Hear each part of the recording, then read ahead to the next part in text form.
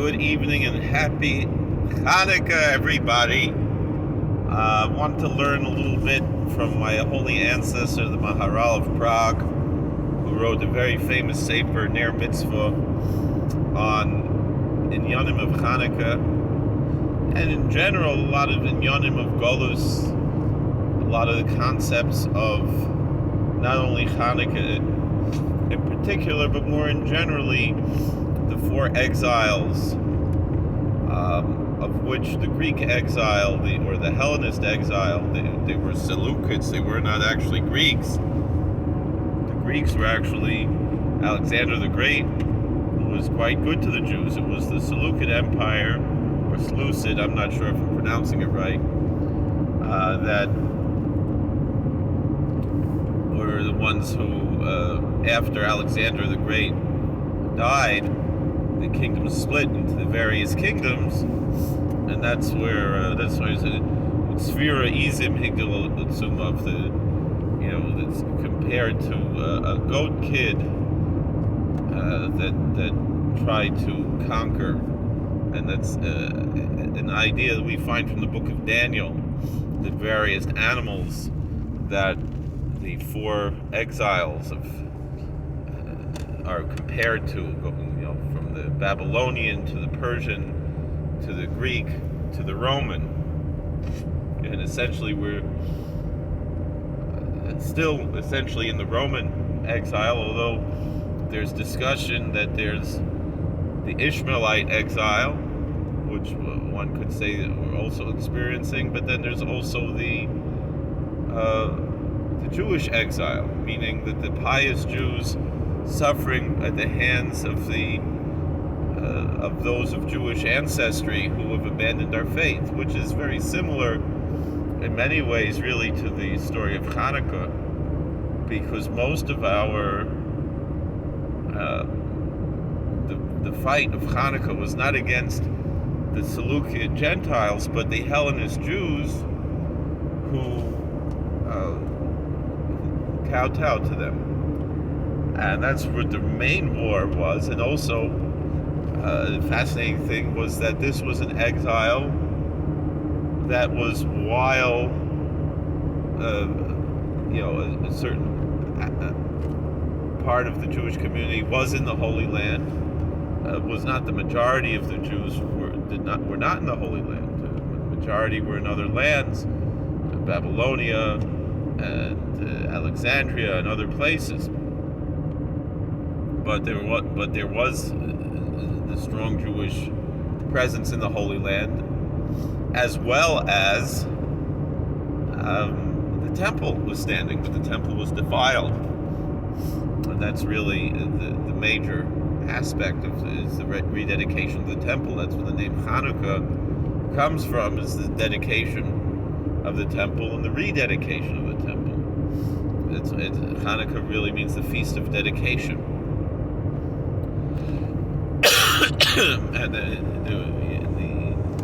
and we'll get into some of that as well. So let's look at where, if you have the Sefaria app, which is a free app, and it's worthwhile for everybody to download. So it's like we said, we go to where it says Jewish Thought, if you saw where I clicked before, and then we're going to find the Maharal here, and then for this particular work, we see here Ner Mitzvah. Now, to find what you might be interested in reading in the Ner Mitzvah, you go like this and you see where it says Contents and Topic, and click on Topic, because here, it's not in every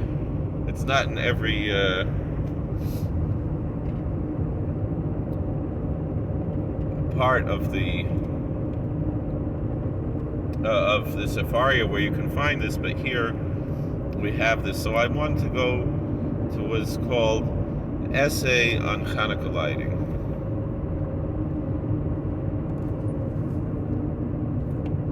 If it does open. And so here we have the Gemara in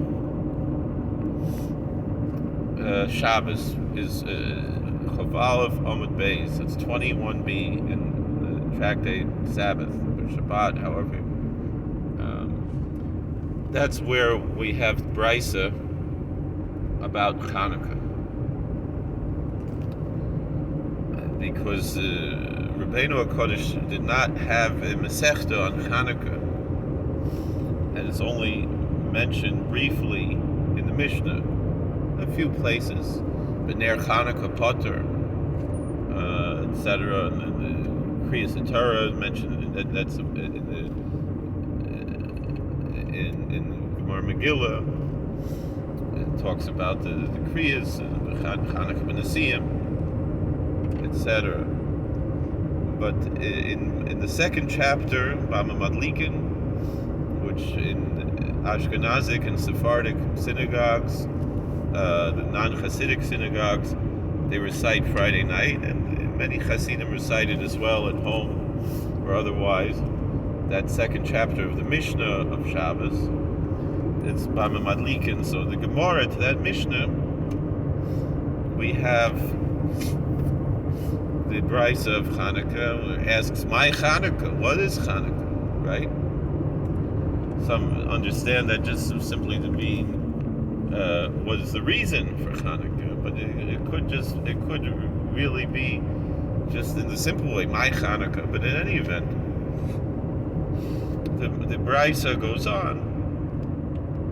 The Brisa is a teaching that is outside of the Mishnah, from the time of the Mishnah, from the Tanoim, and it usually is introduced in the Gemara and the Babylonian Talmud with the words Tanu Rabbanan, or sometimes with the words Tanya. One or the other is how a Brisa is brought. Either the rabbis taught, Tanu Rabbanan, or Tanya means it is taught. And so it says, Tanu Rabbanan, the rabbis taught, Ner Hanukkah Mitzvah Lanicha al Pesach Beisai Mibachutz.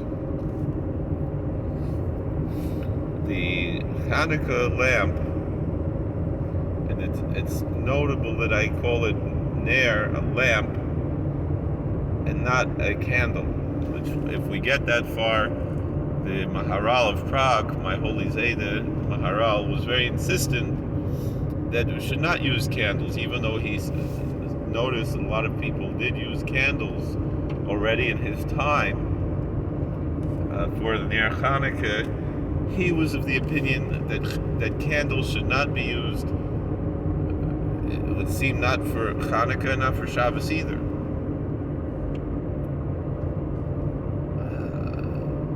Didn't necessarily have to be like the Medaktikim who use olive oil, like those who are very strict use olive oil. It could be any form of oil, but he was very strict that it should not be, the way he describes it, wax that is wrapped around a wick.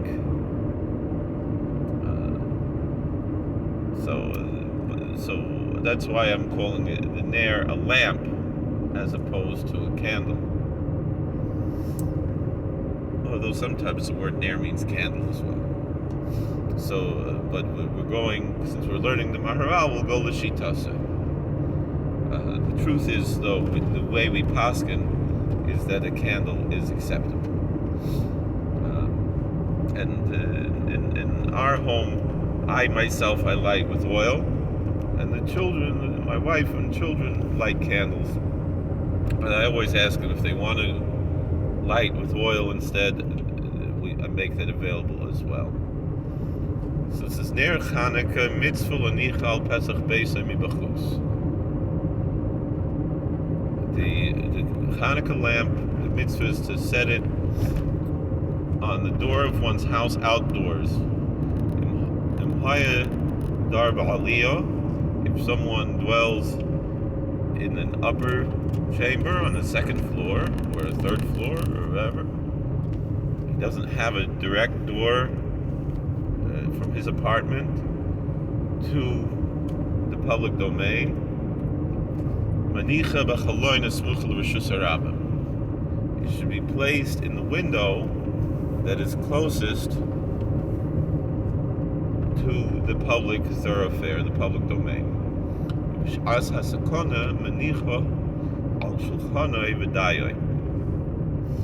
But in a time of danger,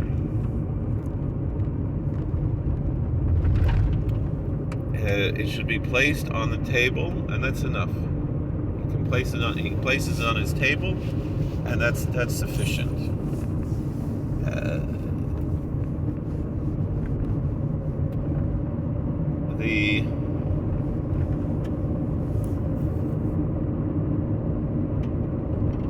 What does this mean exactly? There's different interpretations. The general Hasidic interpretation is that the time of exile is what's called Sha'as HaSakona. It's what's called a time of danger.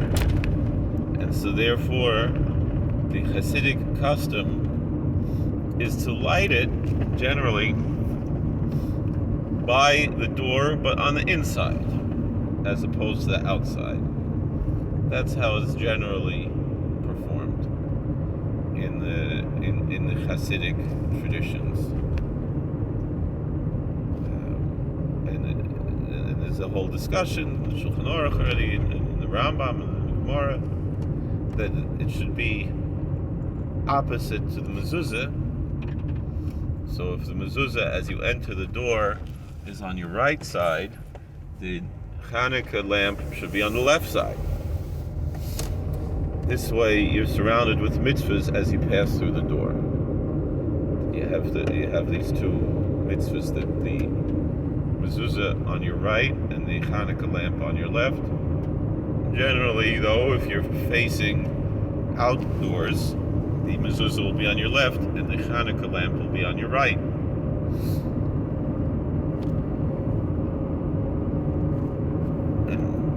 But the meaning of placing on the table, you can put it anywhere.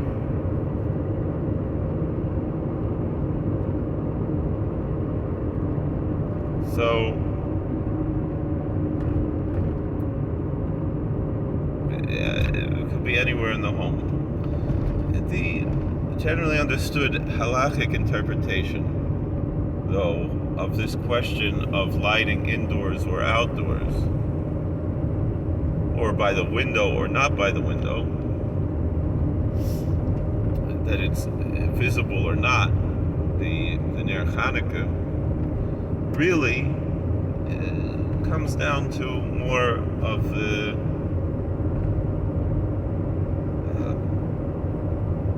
lighting of the menorah in the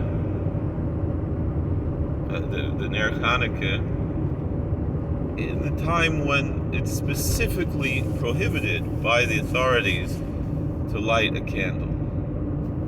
This goes back to the Persian Empire, the Zoroastrian religion. You'll have to excuse me that I'm speaking a little slowly, I'm a little tired, not feeling so well. The Zoroastrian religion, they have a certain festival where the only place where a fire is allowed to be lit is inside the temple. And adherents to Zoroastrianism will not have, and the fire is very sacred to the Zoroastrian religion. And so the adherents to the Zoroastrian religion during a certain festival will not have any fire outside of the temple, and the way that their priests handle the fire, it's actually quite a fascinating display that they do. They'll take two wands and have the fire kind of dance on these wands over their altar. I've seen the video of this many years ago on the Religion and Ethics News Weekly, which was a television show that was on for several years on PBS. It went off the air, but I think all the episodes, if I'm not mistaken, are available on pbs.org, so you might be able to find this. It's a fascinating bit of history, because traditionally the Zoroastrians were, in a way, the forerunners of religious tolerance in the world. A lot of things in the Judeo-Christian world are attributed often to the Zoroastrians, and it's not actually true. We did not develop the ideas of heaven and hell and Satan and so forth from the Zoroastrians.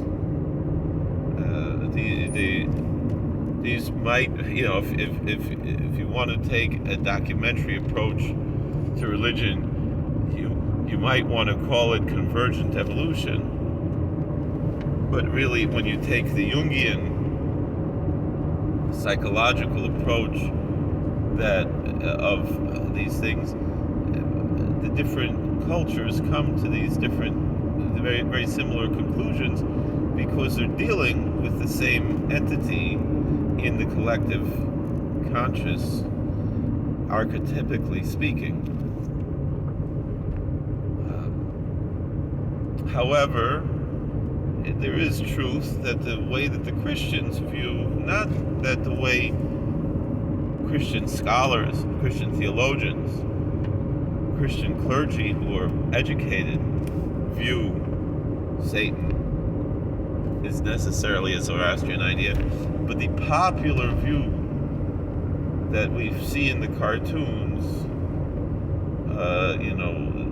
of God versus the devil type of things, that is more of a Zoroastrian ideology than it is a certainly not a Jewish ideology, but also not really a Christian ideology either,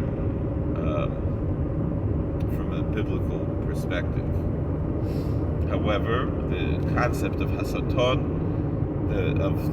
of the Satan, is an idea that goes back to the earliest parts of the Bible. The secular scholars agree that the book of Job is the oldest book of the Bible, and I would not be surprised if Moshe Rabbeinu wrote it before he received the Torah, which is our tradition, is that Moshe Rabbeinu was the author of Sefer Eov, that Moses was the author of the book of Job. And so therefore, if that's the case, it's possible that he composed the book of Job before he received the Torah. So indeed, in that sense, the scholars are correct that the book of Job is the oldest book of the Torah. And yet, we see this idea of Hasaton is developed there. It's not something that is mentioned. Satan is a verb in the Pentateuch, and only appears again as a noun in later books of the Scripture. Although some of the secular scholars also claim that the beginning and end of Job were added perhaps later, which that could possibly be. There's a distinct difference in the style of the first few chapters and last few chapters on Job, which is obvious to anybody who reads it. In any event, and there's nothing heretical about saying that, the manner in which it's accepted and canonized was how the sages received it. It's only really heretical to deny the divinity of the Torah. That is heresy, and to deny that the prophets received the word from God, that is heresy. But and so therefore, it would be certainly problematic, if not heretical, for example, to deny Isaiah's authorship of Isaiah, which the secular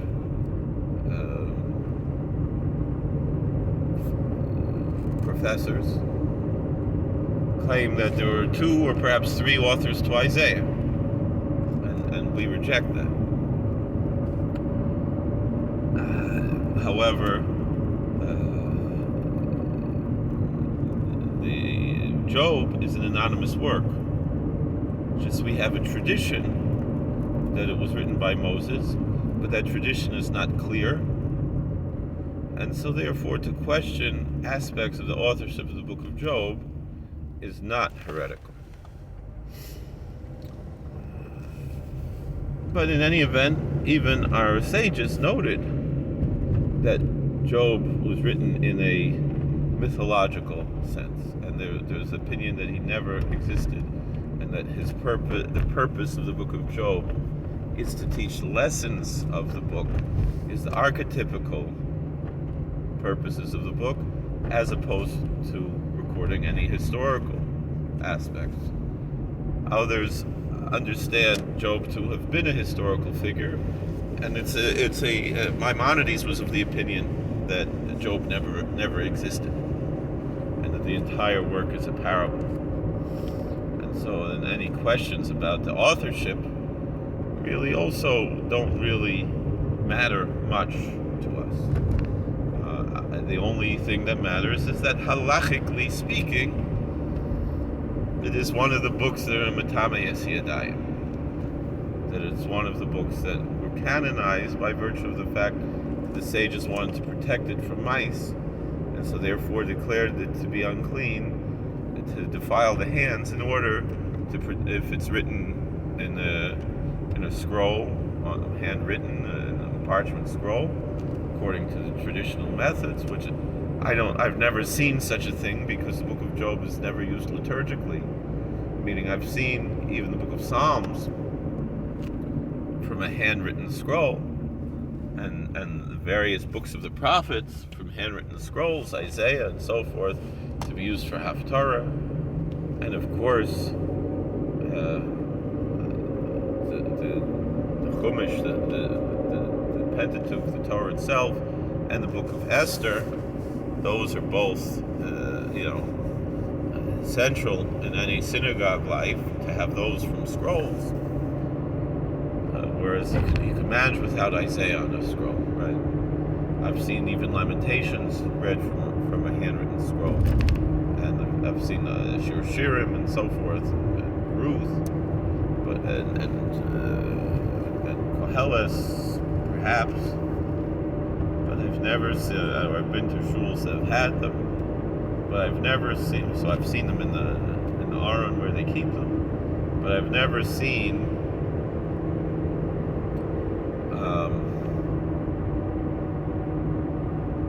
this book of Job. Never seen a handwritten copy. I don't know if there are any scribes who make it, but if one would make such a thing, it would be Matamas Yadayim, right? Because it's part of our scripture, that type of thing. Not sure how I got to this. Oh, because we're talking about the Zoroastrians.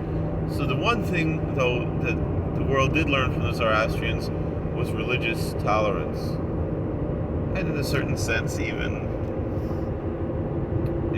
that idea was given approval by God through the prophet Malachi, in the way that he prophesied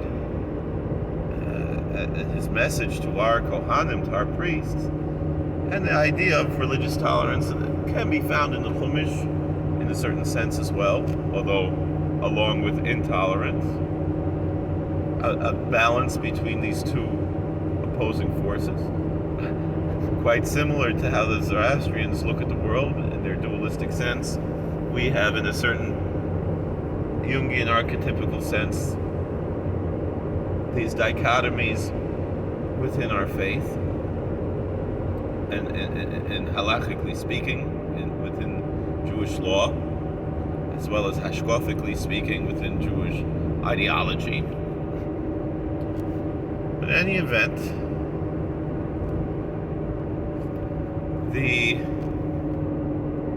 Zoroastrians, for the most part, were historically a group that believed in religious tolerance, and that's why Darius the Mede, who was a Zoroastrian, and Cyrus, who was a Zoroastrian. They encouraged the Jews to rebuild their temple.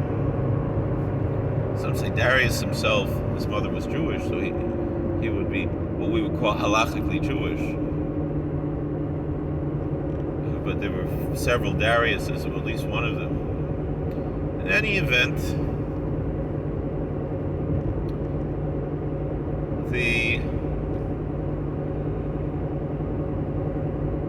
even in Megillas Esther, where we have this concept of genocide being brought out by the Persians, who were Zoroastrians, it wasn't really a religious issue as much, although to a certain extent it was, as much as it was a political one. And we see religious tolerance existing within the Megillah itself, where it says, that at Achashverosh's, at Ahasuerus' feast, the drinking was according to the law, meaning it was kosher. No one was forced to drink something that went against their own religious beliefs. And so I guess the Jews were drinking mead or something among the meads as opposed to wine, so there shouldn't be over on the yain nesach. In any event, there was a time in history where the Zoroastrians had their fanatical streak as well, particularly in the 2nd century of the Common Era. There was a tremendous amount of persecution against other religions in the Persian Empire. And it was at the time when the Persian Empire was much weaker than it had been previously. And so therefore, the fanatical Zoroastrians started to try to prevent the Jews from recognizing their one God. And so therefore they banned the recitation of the Shema Yisrael. And that's why we put it in different parts of our liturgy.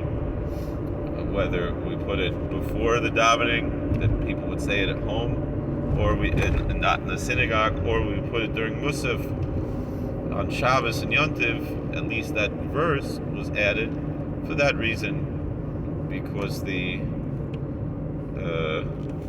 Zoroastrian guards would go to the synagogues and make sure that the Jews were not reciting Shema Yisrael. The Deuteronomy chapter 6 verse 4, which really is supposed to read the whole paragraph and other paragraphs, Deuteronomy 11 and Numbers 15. It seemed that the main issue that the Zoroastrians had, though, was with that one verse. They probably did not have any problem with the V'ahavta. The other thing that they had a problem with was candles, was fire. And so therefore, there's, the Mishnah there in Bava Madlikin talks about if the Jews were afraid of the pagans persecuting them for having the Shabbos candles, and so what if someone would extinguish their Shabbos candles? What's the because of that fear. And that one would be, although it would be forbidden to do so, he would not be liable to any punishment if that was the reason why he extinguished the fire. Why? Because anything to be liable to punishment from a biblical sense has to be a constructive act. And so to extinguish a fire is a constructive act if one is, for example, making charcoal by extinguishing the fire. That's a positive act, as opposed to simply putting out the fire. That's only really prohibited from a rabbinical sense, but not from a biblical sense. because it's a malacha she'ein tzricha legufa. It is a type of labor that is not necessary for its essential need, and so therefore it would be not permitted. It's prohibited rabbinically speaking, and if one violates rabbinical law, there's a punishment for that. Usually it would be lashes, as well as a heavenly punishment. But one would not be liable to the death penalty for extinguishing a light, so a sick person could sleep, or so the sick person sleeping. It should be mutar, because the Chachamim should not have prohibited in that sense, but it's not, because of this reason. So anyway, that's what it means that Shas is Sakona. So I didn't even get to the Maharal yet, and I'm almost to my destination.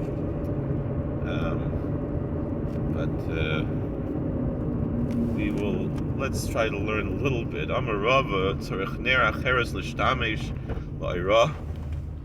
Why do we have a shamus, an extra candle, on the menorah, right? If it's the first night, we light one candle, and then another candle a little higher, a little lower. It's called the shamus. Most people think it's in order to light the candle with the shamus, which you could do. There's nothing wrong with that. But the main reason is because we're not allowed to use the light of the Hanukkah lamps.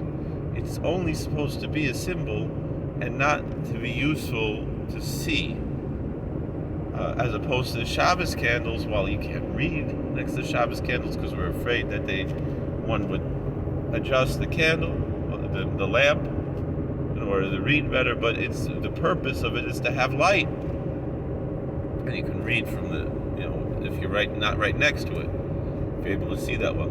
The Hanukkah candles are not like that. But we light the shamus in order to have another light, that if you are seeing from that light, you have that light. However, if you have a fire in your house or something else, some other light source, you don't need to light another light, because that would be the source of light.